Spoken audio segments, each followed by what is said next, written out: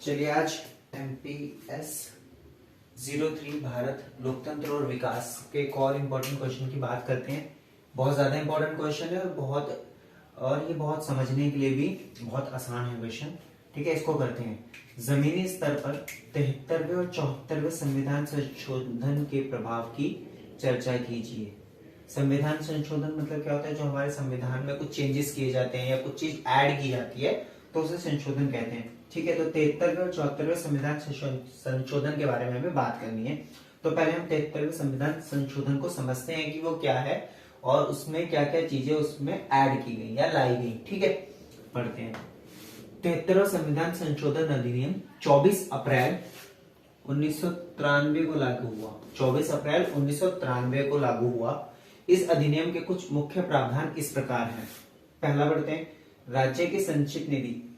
ठीक है, राज्य की जो संचित निधि है में पंचायती राज संस्थाओं के लिए सहायता अनुदान की व्यवस्था होगी। पंचायतों को अनुदान राज्य के वित्त आयोग की सिफारिशों पर मिलेगा।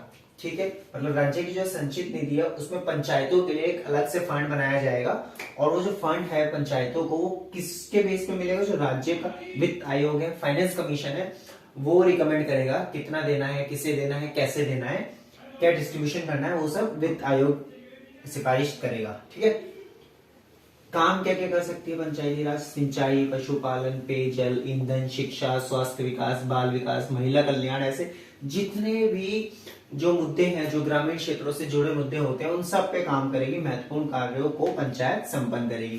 पंचायत बेसिकली आप समझ रहे हैं ना क्या होता है? रियल लाइफ से रिलेट करके जाइए, बनता जाएगा। पंचायती राज के लिए त्रिस्तरीय ढांचा, मतलब कि 3 लेवल पे एक ढांचा बनाया गया है। पहला कौन सा है? ग्राम, दूसरा है खंड या तालुका और तीसरा है जिला स्तर।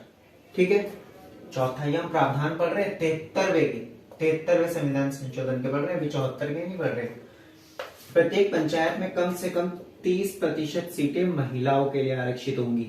कितनी? 30% सीटें महिलाओं के लिए आरक्षित होंगी। पंचायत का कार्यकाल 5 वर्ष का होगा। कार्यकाल 5 वर्ष का होगा। यदि वह भंग की गई, यानी कि बीच में पंचायत को डिसॉल्व किया गया, तो उनके चुनाव कितने? 6 महीने के अंदर चुनाव कराने हैं, अगर 5 साल से पहले पंचायत भंग की जाती है। ठीक है, हर राज्य में एक निर्वाचन आयोग होगा। हर राज्य में एक निर्वाचन आयोग होगा जो सभी पंचायती राज संस्थाओं का चुनाव कराएगा। ठीक है, ये हमने कुछ प्रावधान पढ़े। अब आगे बढ़ते हैं। संविधान के 73वें संशोधन द्वारा पंचायती राज संस्थाओं को संवैधानिक मान्यता प्राप्त हुई। ठीक है, प्राप्त हुई थी। 20 लाख, याद रखिएगा, 20 लाख से कम आबादी वाले छोटे राज्यों को माध्यमिक स्तर पर पंचायत गठित करने का या ना करने की छूट दी गई। मतलब जिन राज्यों की आबादी या जिन गांवों की आबादी 20 लाख से कम है, उनको ये छूट दी गई कि आप पंचायत का गठन करना चाहते हैं या नहीं करना चाहते हैं।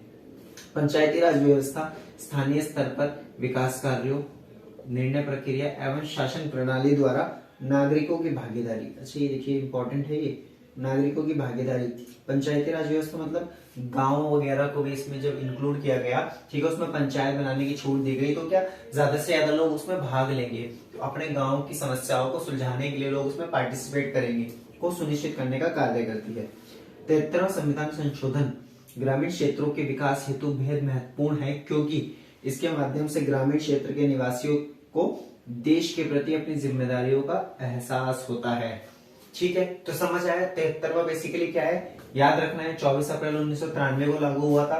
क्या क्या होता है इसमें? जो देश की या राज्य की संचित निधि है उसमें से वित्त आयोग सिफारिश करेगा कि कितना पैसा पंचायतों को देना है।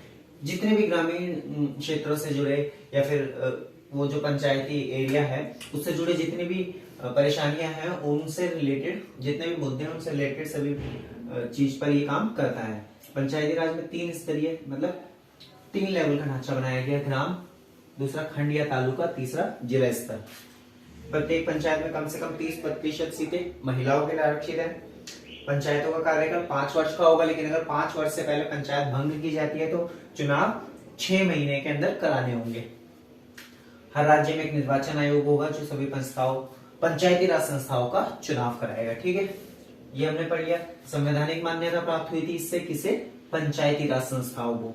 20 लाख से कम आबादी वाले जो भी गांव हैं, जो भी एरिया हैं, उनको माध्यमिक स्तर पर पंचायत बनानी है, नहीं बनानी, उनको छूट दी गई है। ठीक है। विकास कार्य, निर्णय प्रक्रिया या शासन प्रणाली में लोगों की भागीदारी का एक इंपॉर्टेंट पहलू है। ये नागरिकों की भागीदारी को सुनिश्चित करता है। ठीक है ना, लोग इन्वॉल्व होंगे और ये क्या था, देश के प्रति अपनी जिम्मेदारियों का एहसास होता है। सही बात है ना, जब लोग अपने राज्य के, अपने जो एरिया है उसके विकास कार्यों में, नीति निर्माण प्रक्रिया में भाग लेंगे, तो इसका मतलब क्या, उनको अपने देश के प्रति जिम्मेदारियों का एहसास होगा। तो ये था 73वां संविधान संशोधन। अब हम पढ़ेंगे 74वां संविधान संशोधन। 74वें संविधान संशोधन की हम बात करते हैं। ठीक है, 74वां संविधान संशोधन, संविधान का 74वां संशोधन अधिनियम नगर स्वशासन, याद रखिए, नगर स्वशासन से संबंधित है। मतलब किससे, शहरी शासन से, शहरी शासन से, स्वशासन कह सकते हैं, स्वशासन से संबंधित है। और जो 73वां संशोधन था वो किससे संबंधित था, वो ग्रामीण संसाधन से संबंधित था। ठीक है, याद रखेंगे, नगर स्वशासन से संबंधित मामलों की व्याख्या करता है। यह अधिनियम शहरी क्षेत्र में 3 प्रकार की स्थानीय स्वशासी संस्थाओं के गठन हेतु व्यवस्था देता है। यह दिल्ली, मुंबई, चेन्नई, कोलकाता आदि जैसे प्रमुख शहरों के लिए नगर निगमों की व्यवस्था करता है।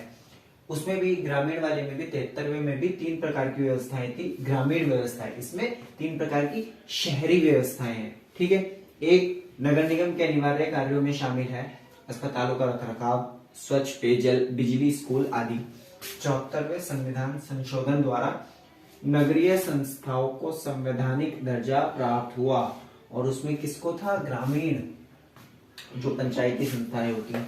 इस अधिनियम का उद्देश्य शहरी शासन को पुनर्जीवित करना एवं शक्तिशाली बनाना है। ठीक है, ये शहर से संबंधित है। नगर पंचायत, जो यह अधिनियम प्रत्येक राज्य में 3 तरह की नगर पालिकाओं की संरचना का प्रबंध करता है। नगर पंचायत, नगर पालिका परिषद, नगर पालिका निगम।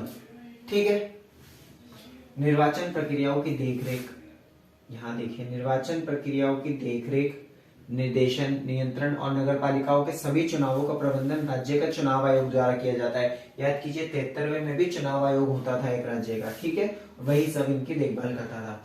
74वें संविधान संशोधन के उद्देश्य क्या थे, उद्देश्य कह सकते हैं, विशेषताएं जो भी कह सकते हैं। देश में नगर संस्थाओं जैसे नगर निगम, नगर पालिका तथा नगर पंचायतों के अधिकारों में एक रूपता रहे, मतलब यूनिटी लाने के लिए देश में एक तरीके से तीनों सब मिलकर काम करे, सारी संस्थाएं, उसके लिए नागरिक क्रियाकलापों में जन प्रतिनिधि का पूर्ण योगदान वही है, उसमें भी लोगों का पूर्ण योगदान की बात की गई थी। और राजनीतिक प्रक्रिया में निर्णय लेने का अधिकार रहे, इसीलिए इसे लाया गया ताकि सब लोग उसमें निर्णय लें। समाज में महिलाओं, अनुसूचित जाति तथा अनुसूचित जनजाति का पूर्ण प्रतिनिधित्व सुनिश्चित करने के लिए, ताकि ये लोग भी उसमें पार्टिसिपेट करें और निर्माण या चुनाव प्रक्रिया में या फिर जो निर्णय संबंधित प्रक्रियाएं हैं उनमें भाग लें। ठीक है, सभी स्तरों पर पूर्ण पारदर्शिता बनाए रखने के लिए, ताकि पूरी तरीके से पारदर्शी रहे। एक छोटे से छोटे लेवल तक, छोटे से छोटे गांव, शहर के छोटे से छोटे हिस्से तक ये सेवाएं पहुंचे और लोग अपना योगदान दें।